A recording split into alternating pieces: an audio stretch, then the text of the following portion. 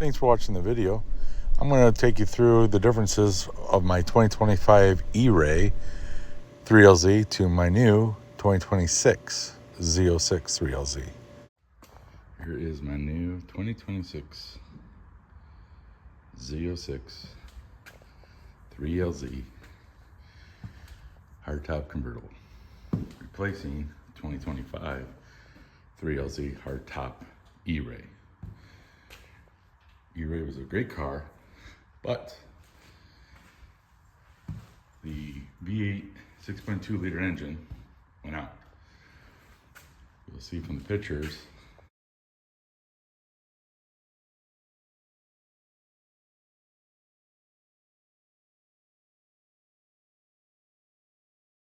my Eray was pretty close to this spec of Corvette wide body. It was black on black,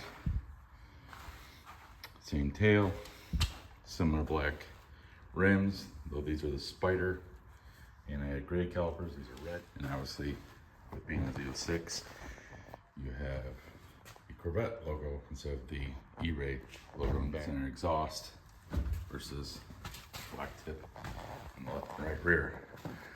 The other difference, besides the great V8 in back, which we'll look at later, is the new interior, which now has 3 screens, and the 2 that in the center and right are now much bigger. And this time around, it's white stitching with red. Let's go for a drive. Okay, so what these screens do, on the left, if you go back to the home, you can change your layout of the HUD versus, if you want a tour look, sport look, or track look. But here, if you go to performance, this is where you can scroll through and get different stats.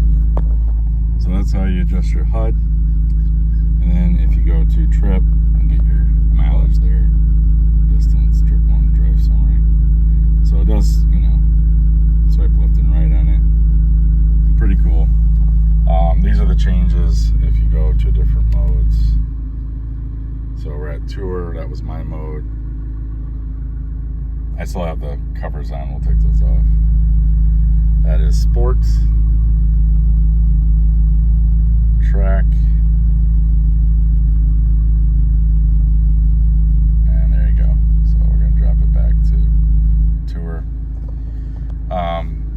Really nice with the setup here.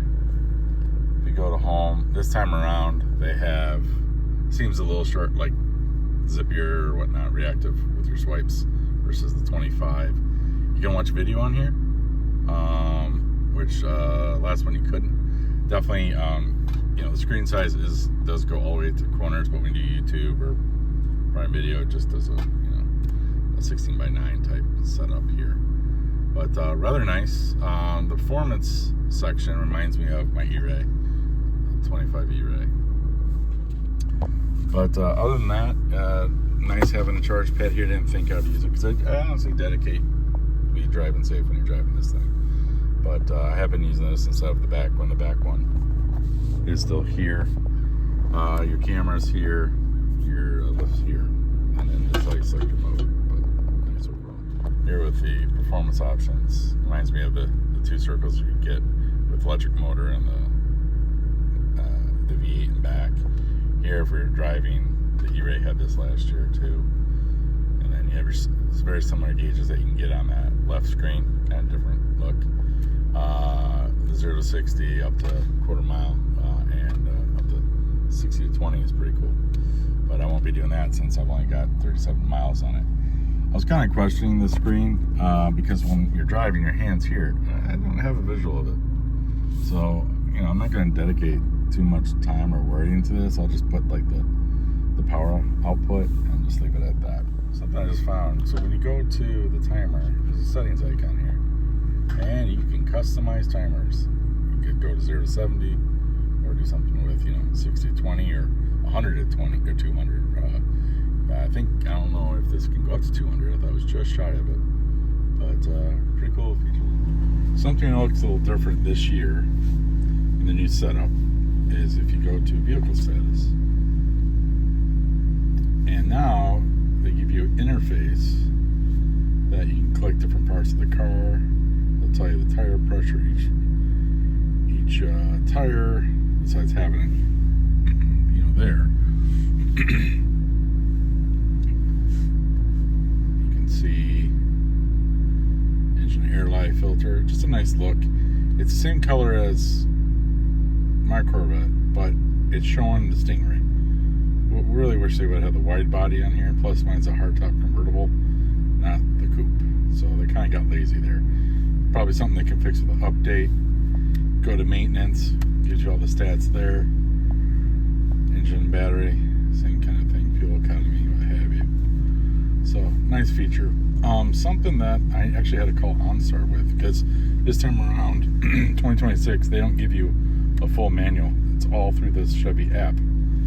But what you have to do, one thing was here, the miles per hour, in the area that what you're driving. And I believe, go to driver speed signs. There it is. So kind of interesting. That wasn't defaulted, but there's a lot of different things in here that you need to kind of look at. So this is definitely a way different interface than last time. I liked the last one. Didn't think there was anything wrong with it. I wish the left and right were more customizable, but they basically took what you customize here on the right and shifted it to this screen, and then what you could put here is now here. But this is the problem with this. It's touch screen, that's great, but when I'm driving, I'm not seeing it. I have to look down left, and now my eyes are on the road. Versus here, I can just brake and look down real quick. One little critique there. So, going from Eray to a Z6, is it worth it? Honestly, it's a different car. I know a lot of Porsche dealers or Porsche people say every 911 variant is different. Well, I gotta say, besides the 25 to 26 interior differences, this car is very different. The Eray, I love the 0 to 60. You just were slammed into your seat and you feel your face getting peeled back on that 0 to 60. This car, it feels a bit more nimble, and every video talks about the noises from the exhaust, and no video does it justice. Like, once you're going over 50 and you Z mode and you hit the throttle and you let go for a minute, the cracks and pops are instant. Even with the upgrades I did to the 6.2 liter, didn't deliver the audio that this car does. And the feedback, it's wonderful, but it's a different car. Here you're seeing when getting the car rolled out of the lobby for the purchase. Can't believe I had the blessing of having 2 black C8 wide bodies within 6 months. Next, you're going to see some of the upgrades aftermarket or dealer installed. You got the old that came with the lug nuts. The chrome ones went to black. And then I got the scrape armor, side vents. And there they are installed. Look really nice. Aluminum. I had the front license plate removed. And here I was thinking about doing it on the Eray, but I got the front license plate holder removed because the state I'm in, don't need it. And this will give me better ventilation. You could also see from the image here, after it was done, I got the scrape armor installed like I did with the Eray, but now in the Z6. And it looks great. Totally happy with it. Looks exotic. Great car. Well, thanks for watching my first video. I'm going to just make this channel about reviews of things that interest me, from home theater to pop culture to just stuff, tools and stuff I like to work with. Just your middle-aged, now Midwesterner. So that'll be the channel. Thanks for watching.